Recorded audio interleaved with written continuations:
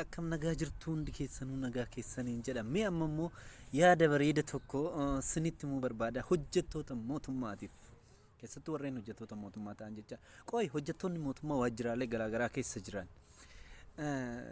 Dirgoon fakkeenyaaf mootummaan kan ajaju dirgoo hoogganaa yookiin hoogganaa waajjira sanii fi warreen itti aanotaa fi kanneen kana qofa. Qoy dirgoo kan jedhamu mootummaan warreen jara kanaaf qofa ramadamoo hojjettoota hundaaf keessattuu hojjetaan kamuu kan waajjira tokko keessatti hojjetu waan kaka'umsaaf isa fayyadu tokko hin argataa akka argachuus qabaa yookiin hoogganaa waajjira tokkoof qofa wanti jedhamu tokko anaaf natti naaf hin ta'u jechaadha wanta akkasii haala kanarratti jechaadha sirreeffama guddaa barbaada keessattuu haga deemee ministeerota gaara jirutti fakkeenyaaf tokko hoogganaan tokko konkolaataa fi viilla beetii yeroo qabaatu tokko immoo hin qabu kun eessa fidee mindaasaa osoo hin taane dirgoo achii barreeffamuun qofaan argatu jechaadha kanaafuu fairness in dirgoo jiraachuu qaba jechaadha seerri irratti ba'uu qaba dirgoo akka barbaade boorsa mootummaa keessa hooggantoonni akkana baasaa jiran